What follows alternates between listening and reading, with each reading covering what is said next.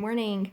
Today we are going to be moving on in our World War II unit, and we're studying about rationing. So we talked about that a little bit in World War I, but we're going to get a little bit more into it with World War II. So during World War II, a lot of the factories were no longer making regular supplies that the people would use in their everyday lives because the factories had changed to create things that were needed during the war. And since not as many factories were making things that people used every day, there was a shortage. And since there was a shortage, they rationed what people were allowed to buy so that people could only get a certain amount of certain supplies each day. It's funny because we kind of have been experiencing that a little bit right now with the COVID-19. When people first started hearing about it, they went into the stores and they bought so much toilet paper and hand sanitizer and other supplies that they were not on the shelves anymore. So stores kind of started rationing, only letting people buy 1 or 2 of each item so they wouldn't run out as quickly. So it's kind of a similar thing to what we're going through right now.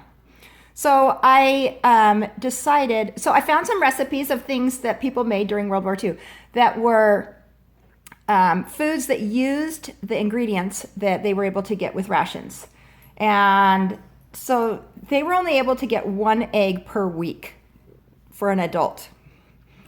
And children only got half the ration as an adult.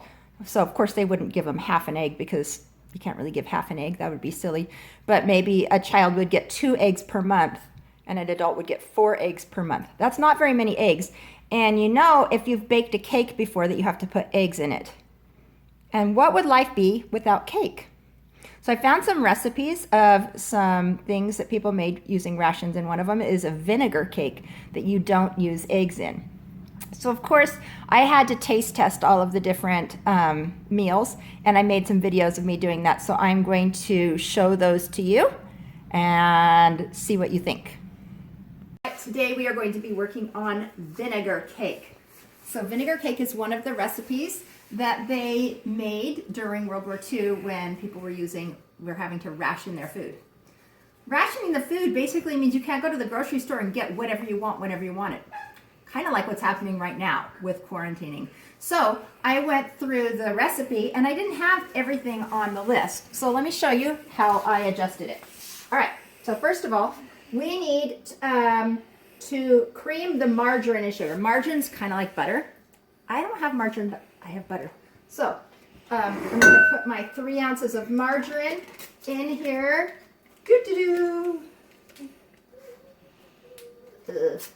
I don't think we want any paper. And we're going to mix that with our sugar right here.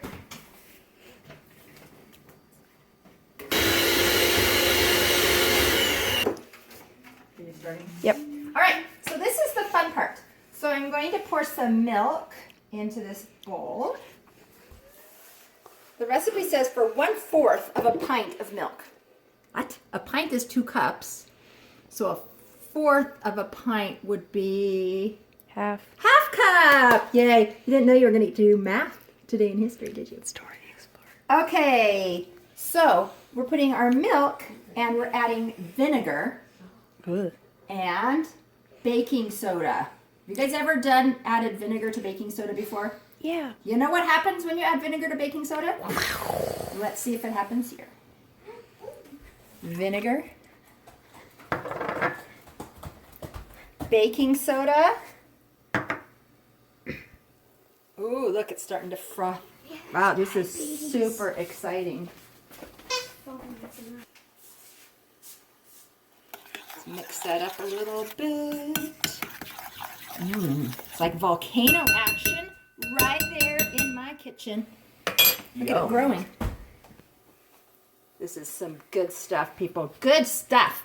All right, next we are going to put the flour, which is right here, and the vinegar mixture. Mix it in with our butter and sugar. All right, here we go. So let's add our frothy milk. Milk should never be frothy. That's just a little bit worrisome. I'm sure this cake is going to be absolutely delicious.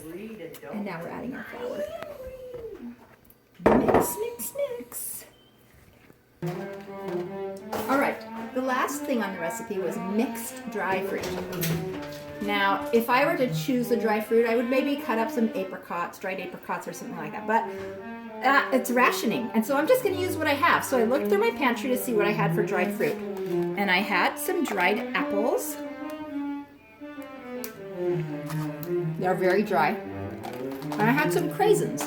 Okay, so I think I'll cut the dried apples up a little bit before I add them in, and then we're going to add this dried fruit into our lovely cake mix. All right, I've got my dried fruit all cut up. Put it into the cake.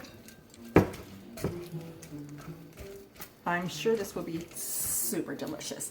We'll check back in with you when it's done. Phoebe with her taste. No, I mean Reagan. Oh, maybe Phoebe. All right, Reagan. This is the vinegar cake.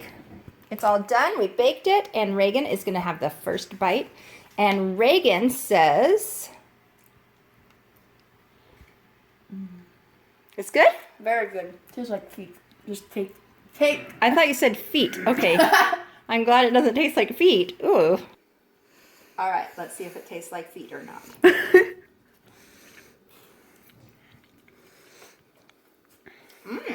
This is yummy. I know. Second bite worthy.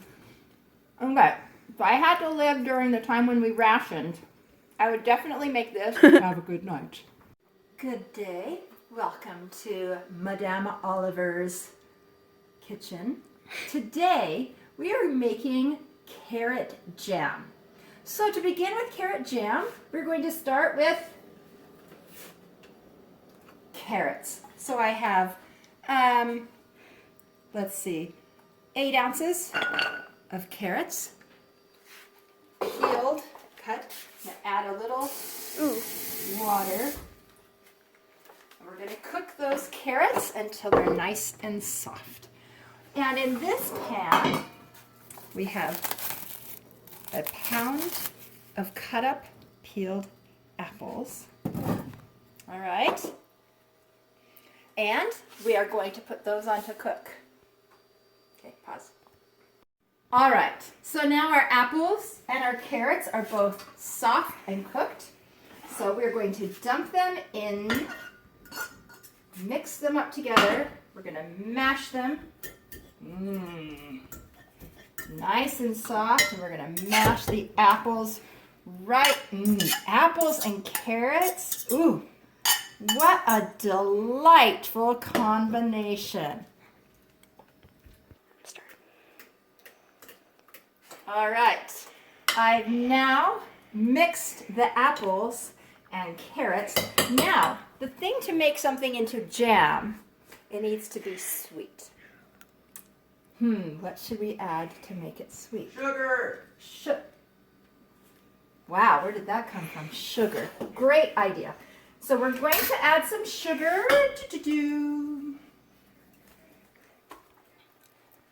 There's our mixture. Here's some sugar. And we're going to cook this right up and make a delightful jam. Just need to let this carrot jam heat up to a boil, and ooh, this is just going to be delicious. So, here's the finished carrot jam. It looks kind of like orange applesauce. It kind of has the consistency of applesauce. Now, for the taste test.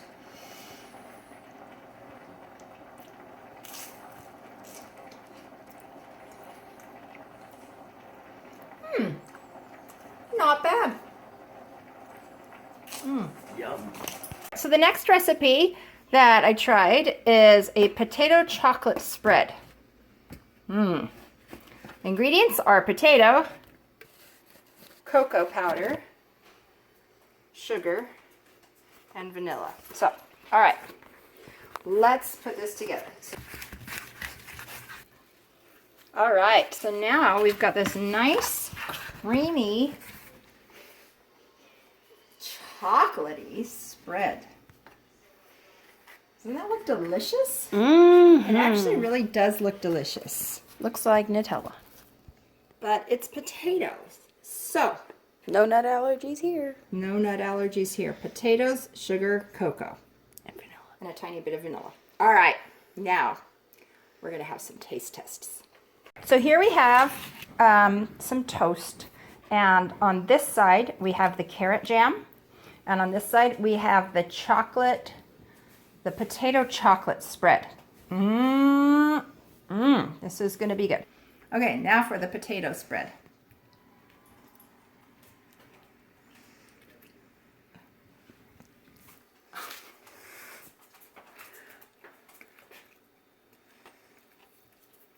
I hope I never eat that again.